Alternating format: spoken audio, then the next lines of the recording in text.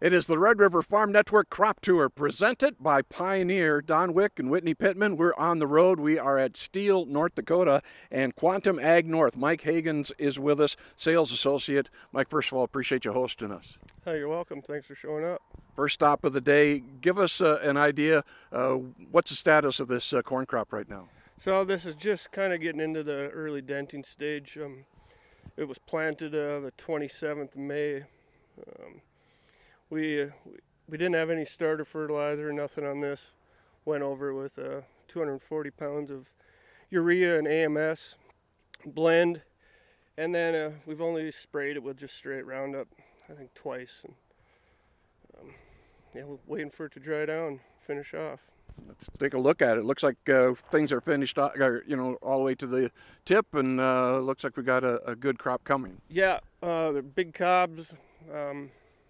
Big kernels.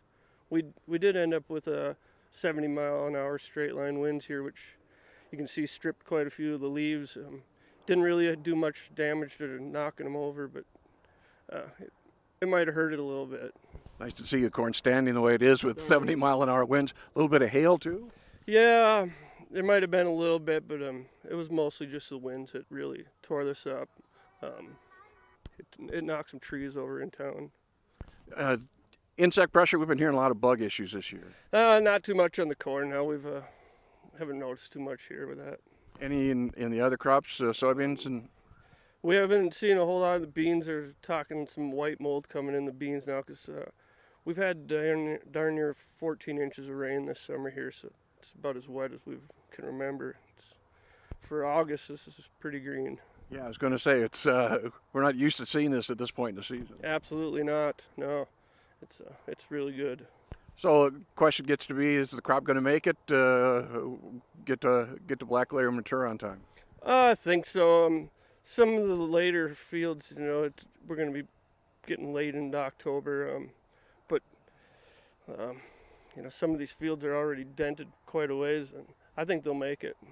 You said this was planted late May. Is that pretty much a standard for across the region? So this was the 27th of May. I'd say this was getting towards the tail end of the planting of the corn.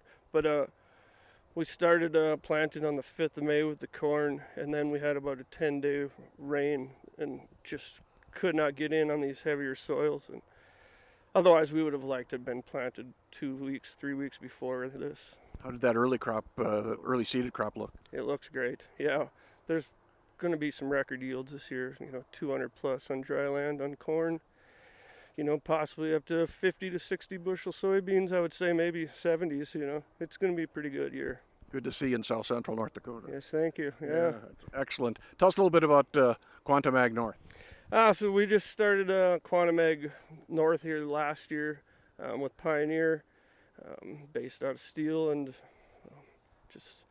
I don't know, I guess trying something new.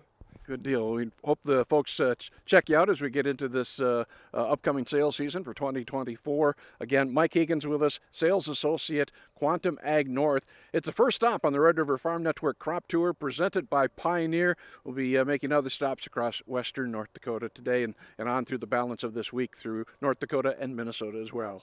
I'm Don Wick on the Red River Farm Network.